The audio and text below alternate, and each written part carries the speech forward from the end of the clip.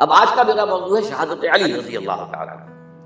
اصل میں حضرت علی رضی اللہ تعالیٰ عنہ کی شہادت بھی اسی الفتنۃ الکبریٰ کا تسلسل ہے۔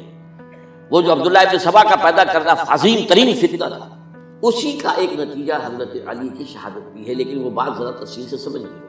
اور اس کے لیے میں ممنون احسان ہوں، حال ہی میں ایک کتاب چھپی ہے، ڈاکٹر سید رضوان علی ندوی، وہ محقق ہیں تاریخ کے، انہوں نے بڑی تاریخی تحقیق کے بعد جو باتیں بیان کی ہیں وہ میں آپ کے سامنے رکھ رہا ہوں۔ عرب میں جنوب مغرب کی کونے میں جہاں یہ یمن بھی آباد ہے، اس کے اوپر نجران ہے، اسی علاقے میں یمامہ کا علاقہ کہلاتا ہے۔ یہاں ایک قبیلہ آباد تھا بنو تمیم۔ یہ جو لوگ تھے بڑے کرخت مزاج، جنگجو، اکھڑ، ضدی، اور جس بات کو ایک دفعہ مان لے اس پر اڑ جانے والے اور بر مٹنے والے۔ یہیں سے فتنہ پہلا اٹھا تھا، سب سے بڑا جو نئے جھوٹے نبی کھڑے ہوئے تھے ان میں سب سے بڑا تو مسیلمہ کذاب تھا، یہی تو علاقہ تھا۔ اور اس کے خلاف اس فتنے کی سرکوبی میں کتنے صحابہ، 1200 صحابہ ایک جنگ کے اندر شہید ہوئے، جن میں 500 جو ہیں وہ حفاظ تھے رضی اللہ تعالیٰ عنہ۔ تو یہ لوگ جو یہ تھے بڑے زوردار تھے۔ اس قبیلے کے بارے میں حضرت عمر رضی اللہ تعالیٰ عنہ نے ایک بڑی عظیم حکمت عملی اختیار کی۔ ان کو وہاں سے اکھاڑ کر اور ایران کی سرحدوں پر آباد کر دیا، اب جہاں پر جہاد ہو رہا تھا، تاکہ ان کے اندر جو یہ جنگجوئی ہے یہ اب اس مقصد کے لیے استعمال ہو، اب وہ دارالاسلام کی توسیع کے مقصد کے لیے استعمال ہو۔ اور وہ ہوئی۔ حضرت عمر نے 2 چھاؤنیاں بنائی تھی رضی اللہ عنہ، کوفہ اور بصرہ، کیونکہ ظاہر بات ہے کہ اب جو اسلام کا دائرہ پھیل رہا تھا اور اسلامی حکومت پھیل رہی تھی، اور زیادہ تر جو ہے مشرق کی طرف پھیل رہی تھی، ایران اور خراسان وغیرہ۔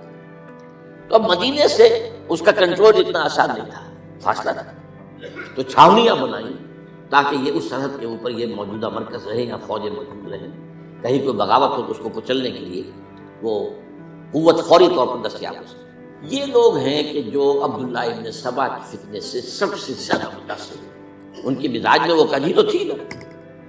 حضرت عمر بھی ان کا جو ایک مضبوط کنٹرول تھا انہیں دبائے رکھا ہے، اور ان کا رخ جو ہے ایک دوسری طرف موڑ کر اس سے اسلام کو فائدہ پہنچایا۔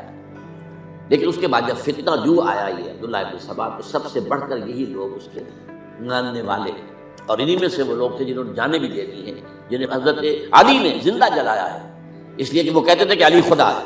اے علی تم خدا ہو، تم ہمیں آگ میں جلا رہے ہو، یہ تو تم ہمارا امتحان لے رہے ہو۔ وَلَنَبْلُوَنَّكُمْ بِشَيْءٍ مِّنَ الْخَوْفِ وَالْجُوعِ وَنَقْصٍ مِّنَ الْأَمْوَالِ وَالْأَنفُسِ وَالثَّمَرَاتِ۔ اب وہ اس آیت کو اپنے اوپر منطبق کرنا۔ تو یہ جو کرخت لوگ تھے، انہوں نے در حقیقت جو ہے عبداللہ ابن سبا کے کردار میں سب سے بڑا رول پلے کیا، اور انہی کے ہاتھوں حضرت عثمان شہید ہوئے رضی اللہ عنہ۔ اور اس کے بعد انہوں نے حضرت علی رضی اللہ تعالیٰ عنہ کو اپنے گھیرے میں لے لیا، کیونکہ انہی کی کثیر تعداد موجود تھی مدینے میں جب حضرت عثمان شہید ہوئے۔ اس کے بعد اب ظاہر بات ہے کہ کوئی نہ کوئی تو خلیفہ ہونا چاہیے۔ حضرت طلحہ سے کہا گیا، انہوں نے معذرت کر لی، حضرت زبیر سے کہا گیا، انہوں نے معذرت کر لی۔ اب ظاہر بات ہے کہ حضرت علی آخر امت کو چھوڑا تو نہیں جا سکتا تھا بغیر امام کے، انہوں نے قبول کر لیا۔ اگرچہ حضرت حسن روکتے رہے کہ ابا جان یہ ان لوگوں کی بیعت جو ہے آپ قبول نہ کریں۔ حضرت حسن تو ان میں سے ہے جو حضرت عثمان کے دروازے پر کھڑے تھے پہرے دار کی حیثیت سے، حسن اور حسین رضی اللہ تعالیٰ عنہ، انہیں تو معلوم تھا فتنہ موجود کون لوگ۔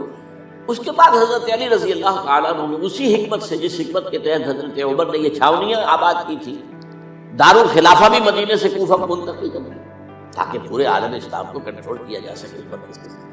اس کا نتیجہ یہ نکلا کہ اب گویا کہ حضرت علی کے گرد ان لوگوں کا گھیراؤ مکمل، کوفے میں یہی تو آباد تھے، کوفی یہی تو تھے، حضرت عمر نے انہیں لا کے یہاں آباد کیا تھا۔ جب حضرت علی نے کوفے کو اپنا دارالخلافہ قرار دیا تو گویا کہ ان کا پھر عمل دخل بہت بڑھ گیا۔ ایک طریقے سے یہ کہا جا سکتا ہے کہ انہوں نے اب حضرت علی رضی اللہ تعالیٰ عنہ کو اپنے محاصرے میں، چنانچہ جنگ جمل کے موقع پر یہ ہوا ہے کہ صلح ہو گئی تھی۔ حضرت عائشہ رضی اللہ تعالیٰ عنہ کے جو نمائندے تھے اور ادھر سے حضرت علی، صلح ہو گئی تھی، طے ہو گیا تھا کہ ہاں قاتلین عثمان کو جو ہے ان کو سزا دی جائے گی، قصاص لیا جائے گا حضرت عثمان کے قتل کا۔ لیکن ان لوگوں نے 10,000 آدمی کھڑے ہو گئے کوفے کے اندر، ہم سب قاتل ہیں عثمان کے، لوگ کے ساتھ ہم سے اگر لے سکتے ہو، جس کے نتیجے میں اور انہوں نے جنگ شروع کر دی۔ اور جب جنگ شروع ہو جائے تو پھر اس کے بعد تو کوئی نہیں دیکھ سکتا کیوں شروع ہوئی، کیسے شروع ہوئی، کس نے شروع کی۔ اب تو یا مارو یا مرو، دو ہی باتیں ہوتی ہیں۔ 10,000 مسلمان 1,00,000 میں شہید ہوئے جنگ جمل۔ اب اس کے بعد حضرت علی رضی اللہ تعالیٰ عنہ کی خلافت جو ہے حضرت امیر معاویہ نے ماننے سے کہا، جب تک